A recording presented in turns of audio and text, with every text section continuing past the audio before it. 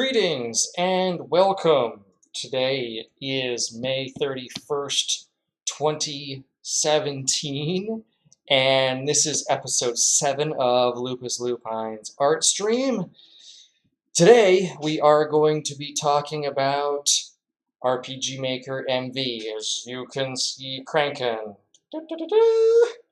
I'm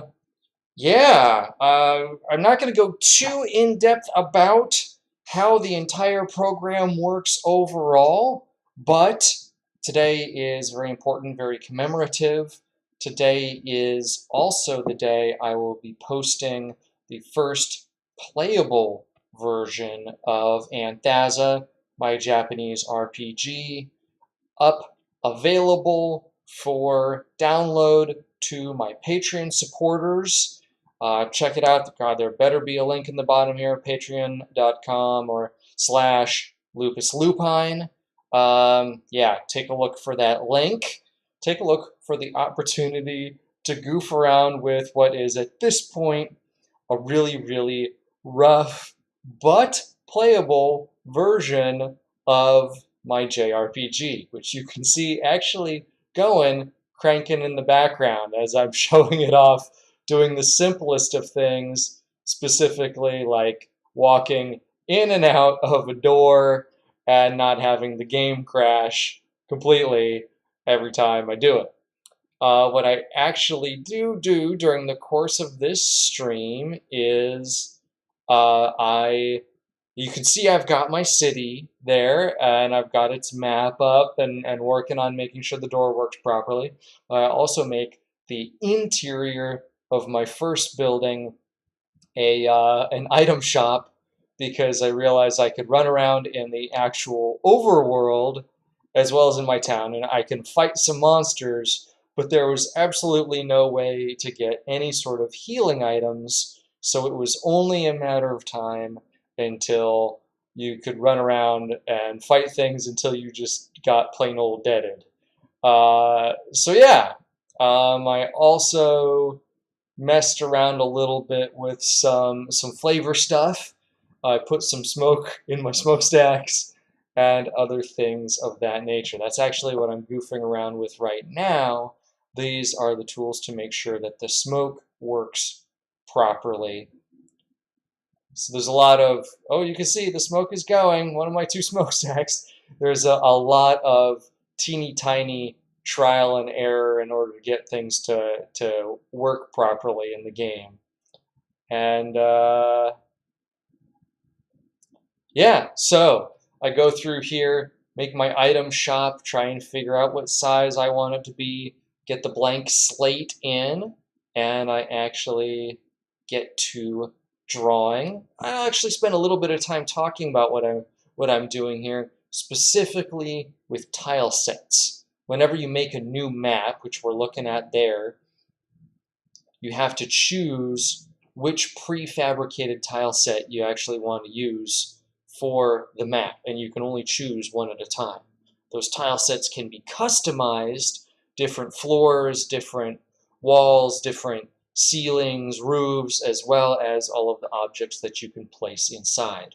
So you can see I chose a sci-fi tile set, and then I resized my map, and I'm drawing my outer walls, my floor, and my back wall. The whole thing is sort of isometric view, I think is what they call it, where it's sort of top down, but you've got to create these kinds of illusions of objects. So you kind of create the space and then you start to put stuff into it using the other tile sets. Now, you can see here I've got some walls, I'm going for a checkered floor, and I've started to put in some objects. I'm trying to make it look kind of like a quickie mart kind of a thing. So I'm putting in all of the different shelving units and stuff like that. Let this kind of go for a bit. It's really funny to see this, even as far as it's grown from where it was when I began this.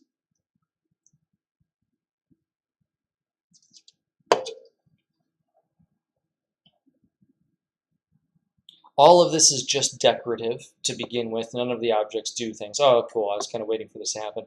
Partway through the video, I realized that I had chosen a wall for my wall instead of a floor, and that didn't work. Resize the shop down a little bit lower, which looks good.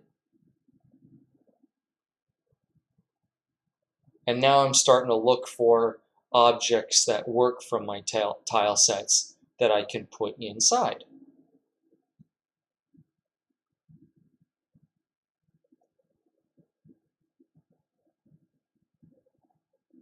There's the outside tile set you can see is completely different. There is where I put in my transfers. There we go, copied it real quick. And now, just to make sure it's working right, I can go inside my empty shop and then back out again. In and out, in and out, in and out, in and out. Okay. It's a lot of internal testing. It's really, really funny.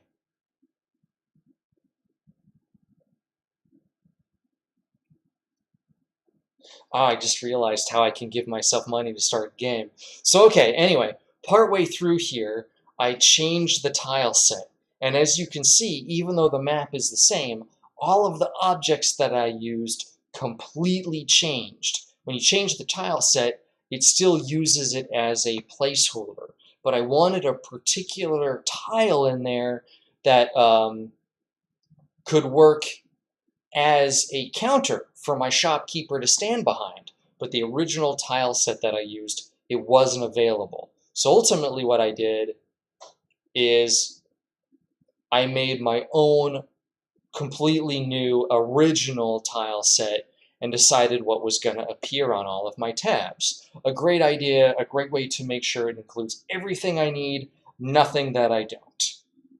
But it also creates its own set of obstacles, as we're going to see here in a little bit.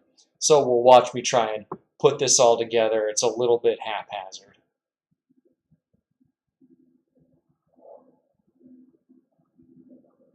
So originally I was just plunking things in pretty much however I found them into the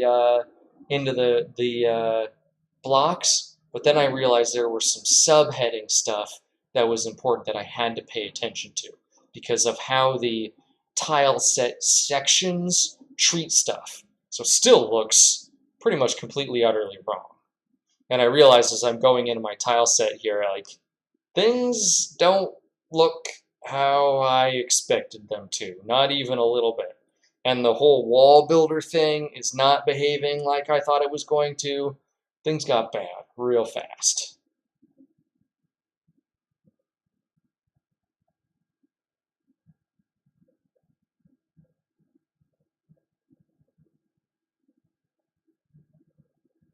Obviously, that did not help.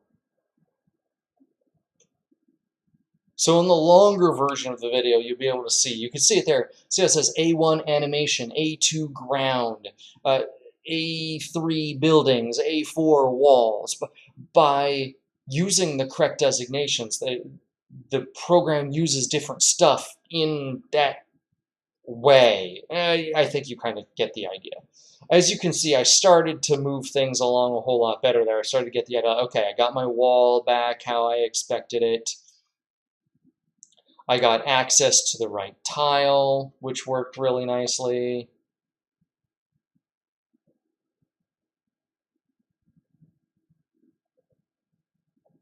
Accidentally got in a fight while I was showing off the game. Somebody joined stream, started asking some questions, so I wanted to show off how things were going. Pretty pleased with the results. But ended up fighting some bats at level 1. It's a long fight, I'll just put it that way.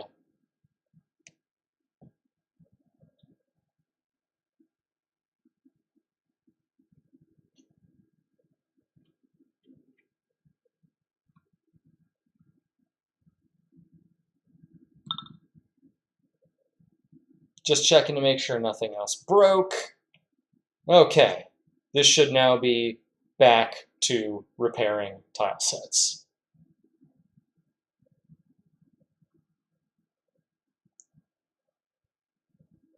figuring out how to edit these properly or get them into the tileset database, really key to getting this working right.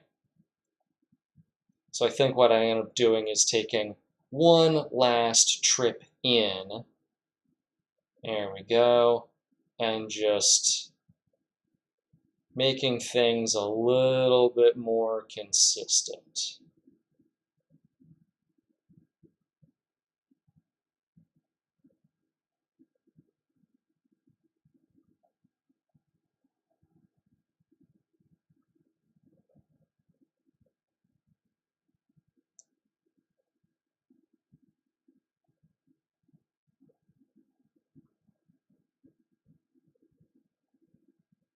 Not the same tile that I had before, but a tile that works pretty darn good.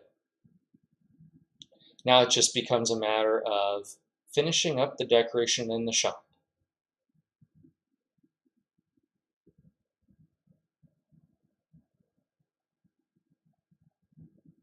There's tons of different stuff in there that you can use a variety of different ways. So, I don't know. Honestly, I may go back and redo this because in my opinion, it looks a little bit too modern for what I was going for. But for the purposes of getting a shop put together, I think it comes together, well, A, pretty darn quickly, and B, pretty nicely.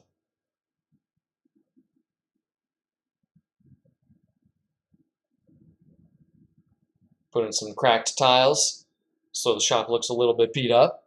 Kind of fun.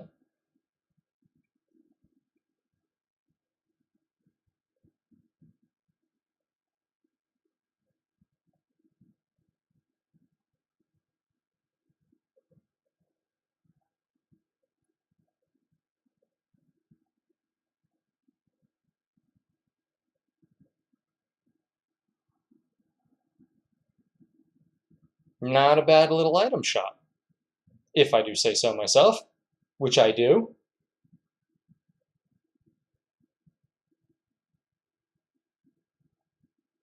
Got my wall shadow in there.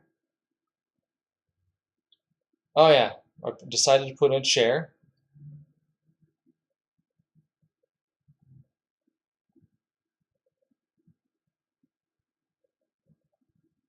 Grabbed myself a shopkeeper.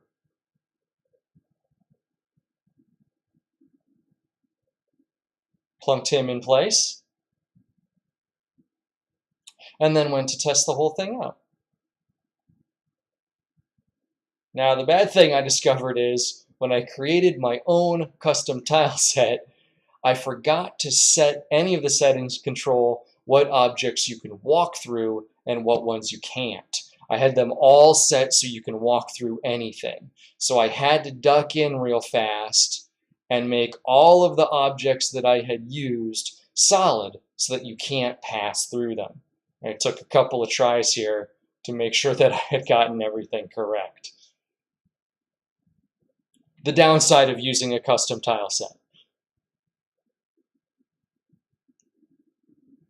Back in for a second pass, found that giant machine that I had missed before, artwork on the walls that I hadn't done, stuff that I had set onto the counters, had to do all those. Checking again. Looking a lot better there, but I can still go through there, and I think I can still go through the fire extinguisher at this point too. I had decided to add some sounds just for the heck of it.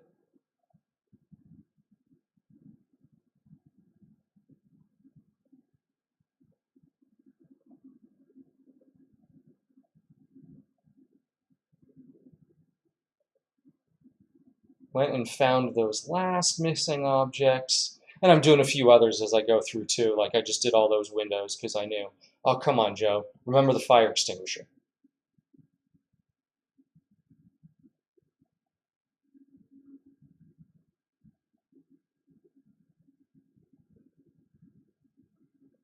So then to create a shop, you have to I created my first event. As you can see, there are tons of different events that you can create, all to control the little quick time events, the little events that can happen during the course of your game.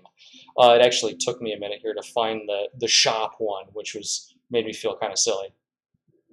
I'm looking right at it now, which is pretty funny. I searched every place, and there it was. I'm even looking right at it. So then, creating a shop is just a matter of figuring out what items you want to appear in the shop.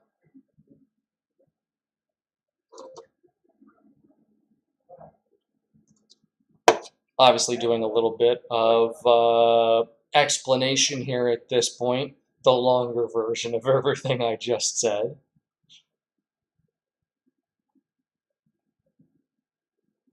So there we go. I'll add some items for sale, and really anything I want. Then it was just a matter of doing my testing.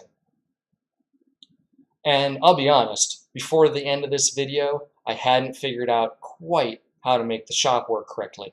Oh, and I also noticed my shopkeeper is dancing. I thought maybe I had to hide it in the counter and then, you know, make him hit a button, all that kind of stuff.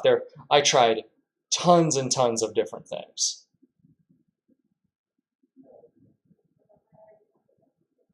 I'm looking right at the right answer again, but I hadn't figured it out by the end of the video, how to make the shop work only when I wanted it to. I got to the point where every time you walk over it, it automatically just kicks on. But what we ultimately want is an event button. But as you can see, I gotten to the point where I can shop.